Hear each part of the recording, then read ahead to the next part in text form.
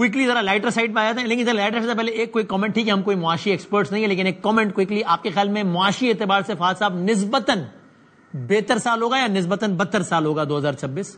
دیکھیے میرے خیال میں جو بیسک امپروومنٹ ہونی تھی اکانومی میں وہ تو 2025 میں ہو گئی، یعنی کہ وہ جو ایک میکرو اکنامک اسٹیبلٹی آنی تھی وہ تو آ گئی۔ اب میں جتنی بھی ایکسپرٹس کی ترجیح سن رہا ہوں وہ سب یہ کہہ رہے ہیں کہ یہ انفلیشن بھی کنٹرول میں رہے گی، جو ایکسچینج ریٹ ہے وہ بھی کنٹرول میں رہے گا، تو وہاں پہ تو کوئی بڑے ہچکولے کے ہمیں امکانات نہیں ہے۔ لیکن جو سب سے ورینگ چیز ہے وہ یہ ہے کہ گروتھ ریٹ اس کا کیا ہوگا، اور 2026 میں اگر گروتھ ریٹ جو ہے وہ امپروو نہیں ہوتا تو معاملات جو ہیں وہ پھر حکومت پہ دباؤ آنا شروع ہو جائے گا، اور ابھی تک کوئی ایسی انڈیکیشن نہیں آ رہی کہ بڑی ہی ڈرامائی قسم کی امپروومنٹ 2026 میں جو ہے وہ آنے کو ہے۔ تو میرے خیال میں حکومت پر اور اکانومی پہ پریشر گروتھ کا زیادہ ہوگا، اور اس کا جو امپیکٹ ہے اگر گروتھ نہیں ہوتی جو لوگوں پہ آ رہا ہے اس سے مزید پریشر جو ہے وہ بلڈ ہوگا۔ جو گورنمنٹ کے اپنے انالیسز ہیں، یعنی ہم تو باہر سے بیٹھ کے بات کر رہے ہیں، لیکن گورنمنٹ کے جو اپنے سیلف انالیسز ہے اس میں بھی جو بیسٹ کیس سینیریو ہے وہ یہ ہے کہ جی اس طرح کی اکانومی میں امپروومنٹ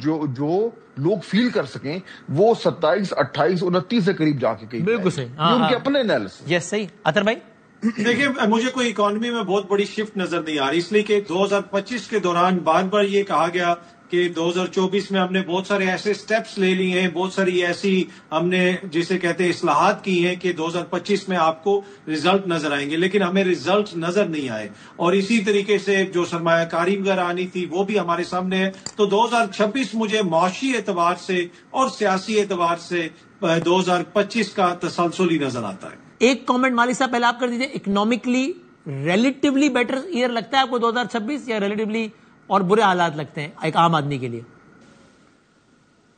دیکھیں اٹ کانٹ گو اینی ورس، یہ اگر بہتری نہ ہوئی تو یہ پھر جو آپ بات کہہ رہے تھے نا کہ کیا چیز ہو سکتی ہے جو چینج کرے گراؤنڈ پہ حالات، وہ کسی اور پولیٹیکل غلطیوں سے زیادہ یہ اکنامک حالات ہوں گے۔ عام آدمی کی حالت نہیں بدلی، میگا ٹرینڈز آپ کے انڈیکیٹرز بدلے ہیں، لیکن پالیٹکس اور اکنامکس میں ہمیشہ کہتا ہوں اٹس پرسنل۔ تو یہ اگر 26 میں عام آدمی کا سروائیول چھوڑیں، اگر 26 میں اکانومی بہتر نہ ہوئی، ٹینجیبلی کئی لوگوں کو فرق نہ نظر آیا، تو گورنمنٹ کی حالت بڑی خراب ہوگی یا نہیں ہوگی بہتر آپ کے خیال میں؟ دیکھیں اگر ہوگی، اگر یہ میسو اسٹرکچرل ریفارمیشن کریں گے تو ہوگی۔ اس وقت جو پلانز بن رہے ہیں پلاننگ کمیشن کا، فائنانس منسٹری کا اور دوسری 2-3 چیزوں کا، میسو اس کی ہے، ان کے پاس 6 ماہ کا عرصہ ہے وسیم۔